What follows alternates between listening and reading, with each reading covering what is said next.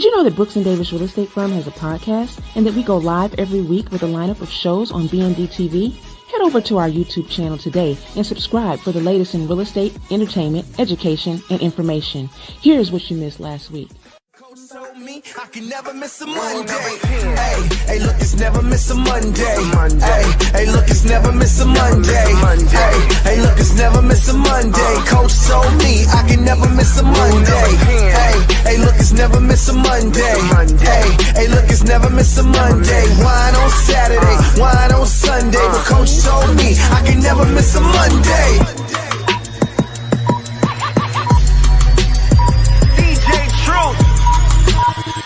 Got that first question teed up for you, bro. Let's go, man. I stay ready, brother. Let's do this. Let's see question number one. Coach Mike, what are some effective strategies for managing multiple listings and clients simultaneous? Well, that's an excellent question. Matter of fact, Rick, that's a great problem to have. When talking about scale, handling multiple listings, handling multiple clients, and definitely want to put yourself in a position to where your service, you don't sacrifice your service, right? So, the recommendation that I would definitely give, Rick, is first you want to make sure that you're organized, right? One of the first strategies that I would offer is that you want to make sure that you're organized in how you spend your day, right? Time blocking. Time blocking is key. I know we hear that term thrown out a lot, but it's very important because when you begin to scale up, then you're going to need to make sure that every minute of your day is allocated for to ensure that the things that matter get done. Keep your mind on the major things. So that's very important. It's important that you get systems in place, right? That you document anything that's done that you do more than 3 times. You need to have a written process. You need to have a written document somewhere. And now that, we have tools in place like Google and the cloud and Google Drive and things like that, you can literally create yourself a digital process.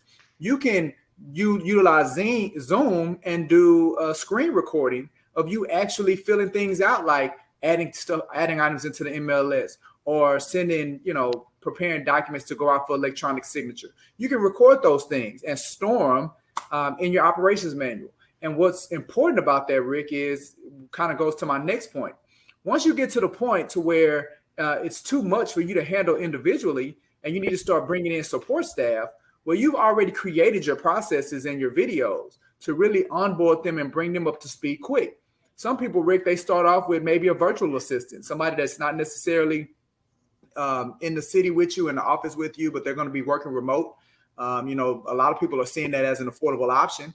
Well, if you're going to do that, then you need to have the resources and everything already set up in place. So at some point, as you grow, you're going to have to access and take advantage of people leverage. And when that happens, you want to be in a position where you can get them up to speed as quick as possible, so you don't really have a lot of dead time. So, I absolutely would have people, when it comes to thinking about scaling up with multiple listings and multiple clients, first, make sure you time block so you have the best use of your time all the time. Make sure that however you're working with a buyer, however you're working with a listing and getting things, whatever your process is, that you're documenting that process and you're creating videos. So once you bring in this third piece, which is going to be important, your support staff, your administration support, when you bring them in, you can bring them up to speed. Once you have your administration support in place, then you're going to need to start adding people like a buyer's agent that's going to help you facilitate with these buyer clients, frees up more of your time to where you can offer more time to your listings and give them a greater experience. So, Rick, this isn't something that I came up with.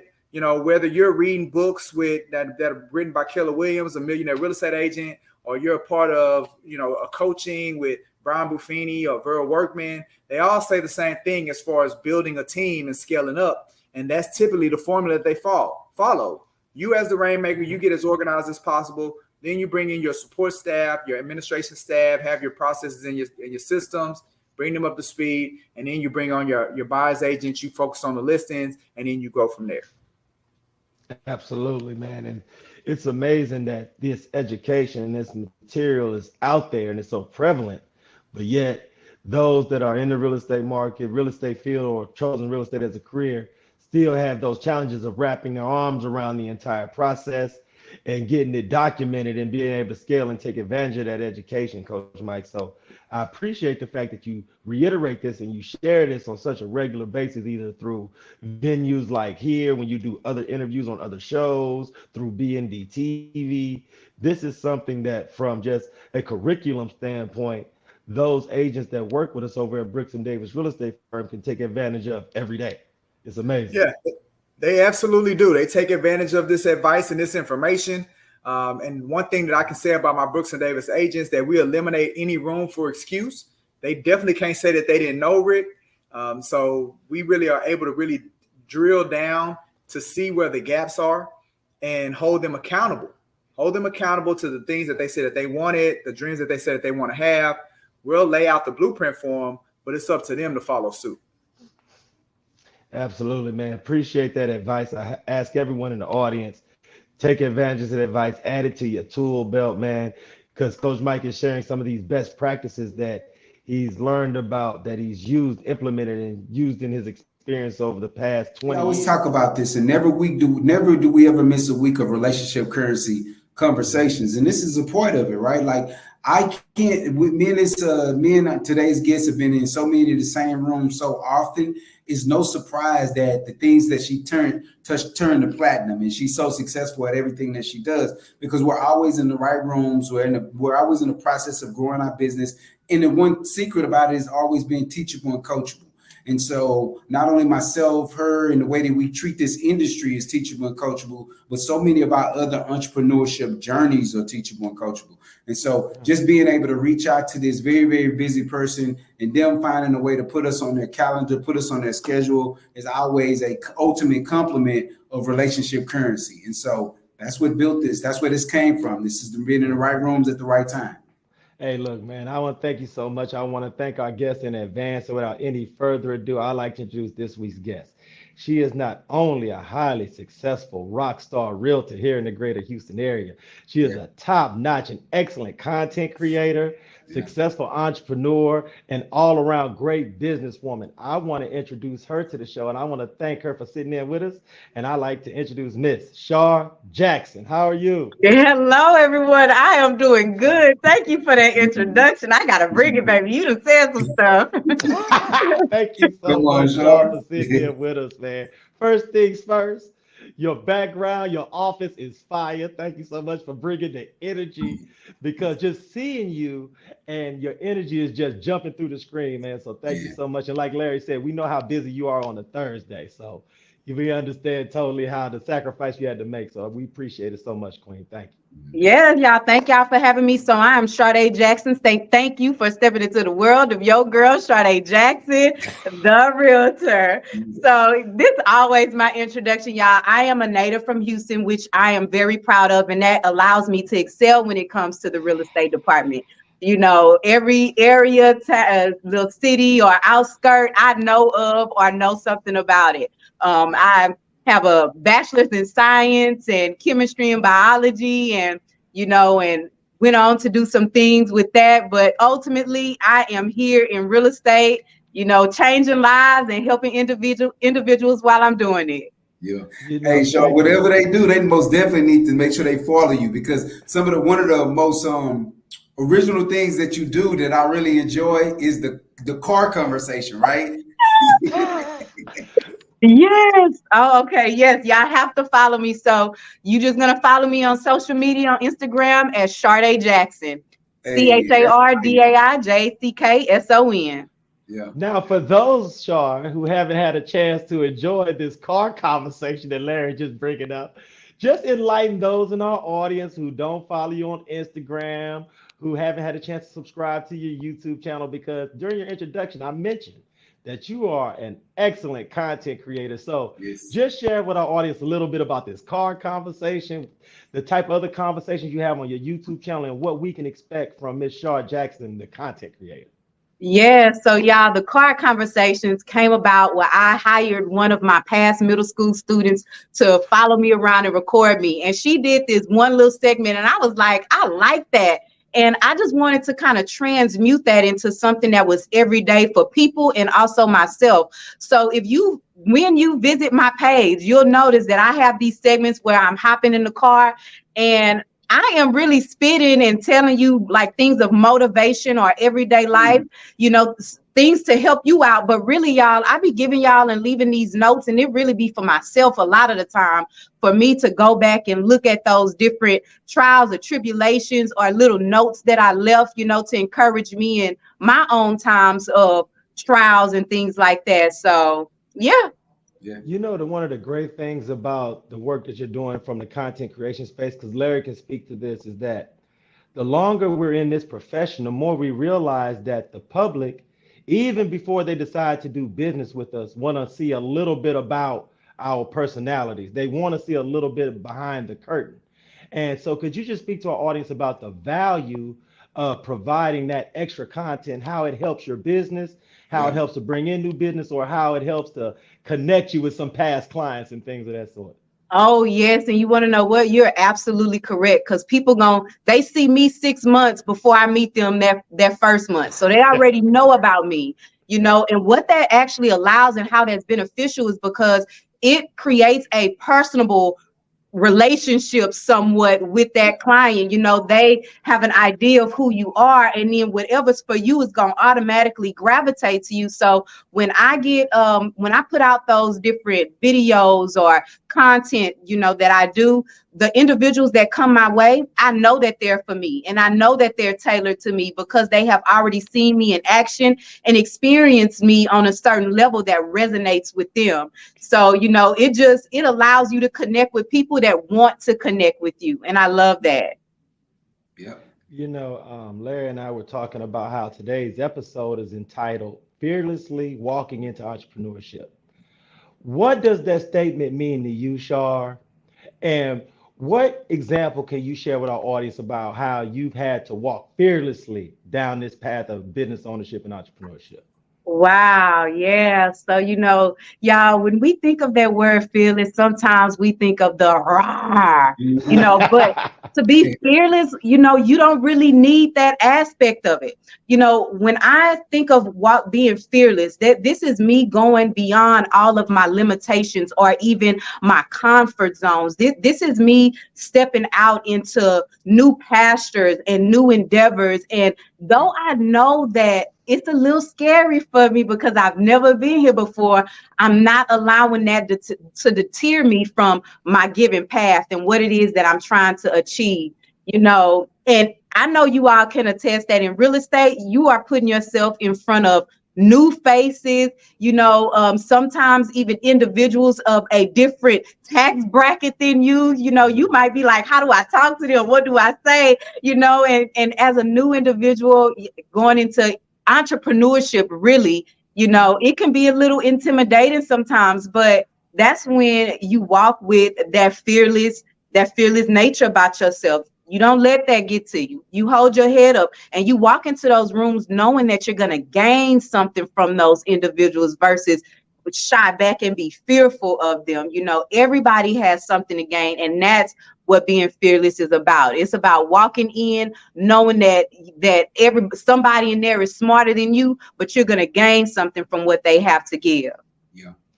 That's ideal. If I think about that, Shar, I even think about it, with 24 years worth of experience, I still walk into rooms and I feel like I need to, gain interest or gain trust, reintroduce myself. So even with that being said, it's like you never get so comfortable to where you just allow yourself not to gain new relationships, right? Like, relationship currency is one of the most powerful things that we can ever get. And like you said, when you walk into a room, regardless of someone's price point, because I've been in rooms with people that are worth billions, and I enjoy the expectations of maybe learning from this person or finding out what the leverage was that allowed them to get there. And then I've been in rooms where I've been the big fish, and I've enjoyed being able to pour into others that can come along with the ride, or I can go along for the ride. Like, we really have to, like you said, walk in our own fearlessness and be open to and humble as we do it. So, just indeed, I agree with you totally.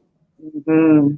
You know, the great thing about researching your career, Shar, and being able to interview here on this platform is that I was able to find out things about you beyond real estate, beyond your real estate brand. And I want to talk to you about investing in yourself from a business owner standpoint. And for those in our audience that have only partnered with you in real estate, could you share with them about your other business passion that you've used your talents to build, and talk to them about how you've been able to branch off and add extra income streams to your real estate and your entrepreneurial portfolio? Oh yes, and having multiple streams of income is big. We needed to be coming in all different directions and making money while I'm asleep. And that's what I dream for. So my entrepreneurship outside of real estate, y'all, let me tell you, it really started when I was in middle school because I was hustling and bustling, selling candy on the school bus. And just with that mindset at an early age, I think that's when I really saw the benefits of working for myself and being able to be in charge of my hours and my money and things like that. So one thing that I hopped into later into my years was vending machine business.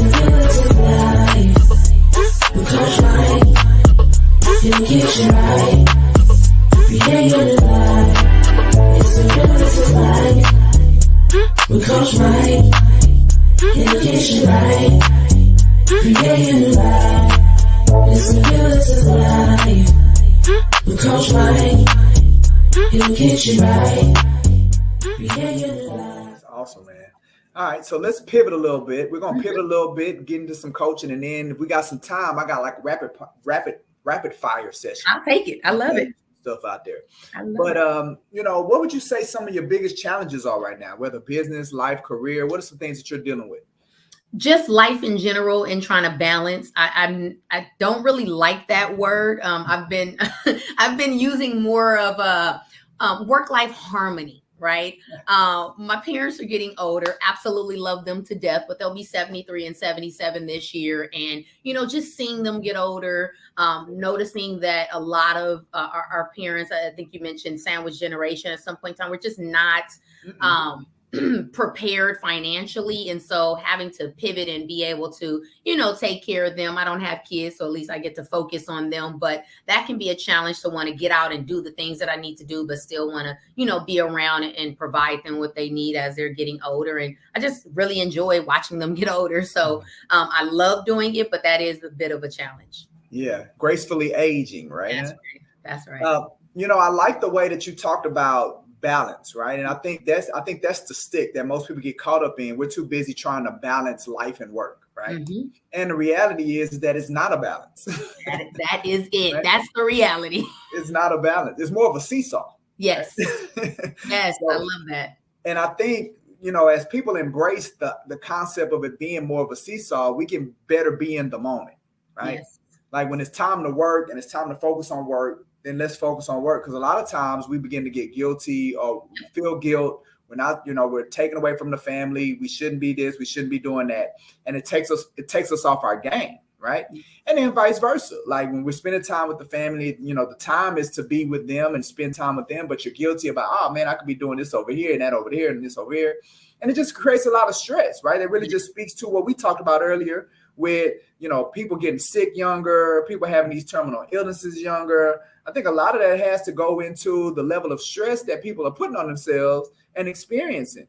Totally. So agree. When we take a step back, man, and we're like, look, when it's time to work, I'm going to work and I'm going to focus, right? But when it's time to do life, when it's time to spend time with my family, the things that really matter or that's important to me, then we're going to do that as well. And we're not going to be guilty about any of it. And I think that's that harmony. I love that word, right? Because I think that's what creates that harmony is when you accept the fact that it's not really a balance. And I'm not trying to keep it in the middle. Yes. I'm just going to let that thing move from side to side. Because I love seesaw. I am literally going to take that from you. It is a seesaw. All your energy is on one thing or all your energy is on the other. You have a child. Like you got to put all your energy into that child initially, right? And parents are becoming children all again, but I got to grind so that I can have the energy to do that. Right. One thing that's I've learned to make it all fit for me is self-care. Yeah. And it doesn't have to be big things. I don't have to go, I love my massages. I do. Doesn't have to be grand though, but just me, I remodeled my bathroom and gave myself a deep soaker tub with lights and jets and a TV in the vanity. And I can get peace whenever I want. Go give me 30 quick minutes of a soak. Like little things that I can implement very regularly so that I can continue to do the grind or the hustle or the care for the parents or anybody else that, that's important to me in my life. So just finding, ways to make that be a part of my daily routine is important. Yeah, no, that's amazing, man. It seems like you're really getting, created you a little spa in your room, man. Yes. I tell you, man, these people gonna watch this and they're gonna be so jealous of you. Man, she traveling, seeing the world. She got the spa in her bed in her room, man. She taking care of family. Like, come on, man. I love it. I'm blessed. You're gonna have people start questioning their life choices. I am blessed. I have been poured into for all of my life, and I have no problem with doing the same as much as I can. Yeah, well, now it looks like you do a good job of giving back, so that's phenomenal. Thank All you. right, so let's do a couple of rapid fire, man, and then I'm gonna let you go. Absolutely. All right, so what is the book or books that you've given out the most as gifts? Ooh, 1 Minute Millionaire is probably one of my favorite referral books, for sure. Okay, and why is that? Because to me, it's very important to understand all the things that go into being successful. And it's actually a logical book about how to make $1 million in, 90 days. But it's just, I think having the mentor, having the team, having a dream, all the things that they talk about that allow you to get that success are what's necessary in order to be successful in life. And so I use it. I love it. All right, here's one. What purchase of $100 or less has been most positively impactful in your life in the last 6 months? Or $100. $100 or less, or in recent memory. $100 or less. I'm looking around. I'm like, what water. I'm just gonna say water. I drink so much water and I try to stay fresh in that. So that's what I'm gonna say. Yeah. Okay. I love it. All right. And here's the one we're gonna end on. Yeah. All right. And I think this is gonna be a very powerful one and powerful for the audience. How has a failure or a parent failure set you up for later success?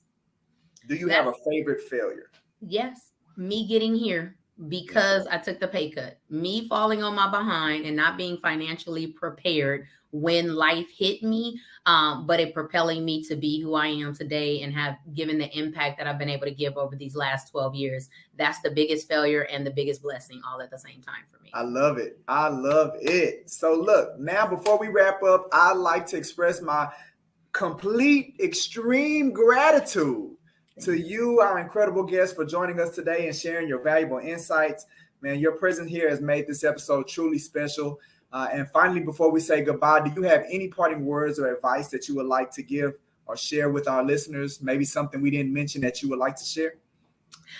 In business, I just want to say you got to make real relationships. We met less than a month ago, and I can already tell that connecting with you is going to change my output and outlook on a lot of things and the success I have in my business. Just seeing how you run your podcast, just, seeing the energy and the follow-up and everything that you do in business. Make relationships. Don't be afraid to get out there and meet new people and really being able to find people to, help you move forward in life. So very excited about that. That is a good word, Helena. Thank you so much. So thank you. It has been an absolute pleasure having you on the show today, everyone. Well, look, this is what we do every Tuesday at 2:30 when we come to you, real estate professionals, taking a break out of our day just so that we can just have a good time, talk about a little randomness. We hit Twitter, we hit some real estate topics, some tips for you realtors out there. So definitely stay tuned. Make sure that you like, share, and comment on this feed today. Your engagement is truly important and appreciated. But if you guys are ready, I'm going to turn this music down and we're going to get the show started. How's that sound? Sounds good. Let's get it going. Let's get it going, though. All right. And of course, you all know we start off with our Twitter, X, I guess is what we have to call it now, trending topics. So I'm still calling Twitter. I don't understand. Like, where's he going? Like, it's not catchy. SpaceX, Is that what it is? I think they saw our show and they feeding off Professor X, and we were just like, you know what? That's what it is, Jess. See, appreciate you clearing that up for your boy. But he has a fascination with like numbers and letters. You know, his son's name is like numbers and letters. He's weird. Yeah, I didn't know that. Yeah. Did y'all know that SpaceX is in South Padre? No. Like the head office?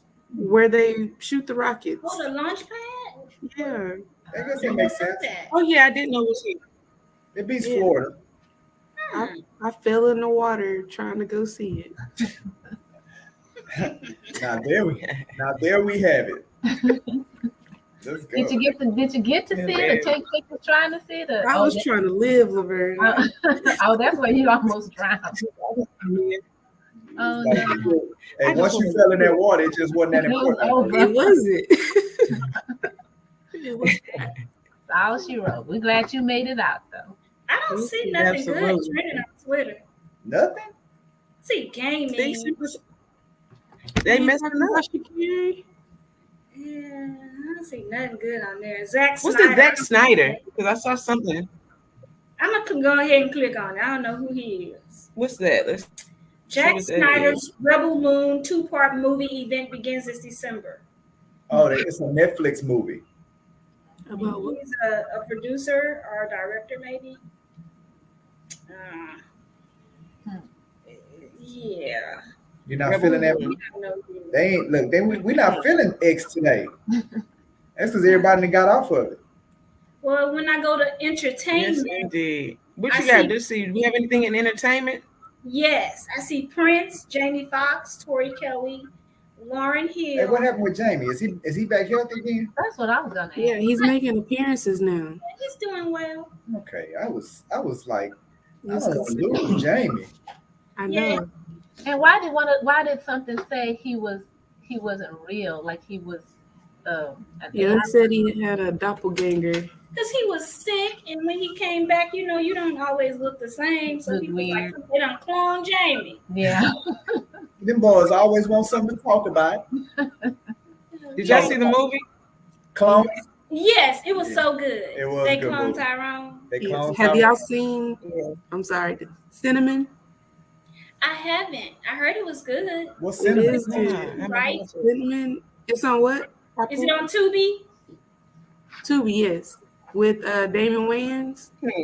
Yeah, I heard it was good. Is it good? Tubi got some good shows. Oh yeah, I watch a lot of Tubies. Tubi stepped up now that everybody's canceling their subscription. And there's another one too. I can't think of the name. But Cinnamon. What is Cinnamon about?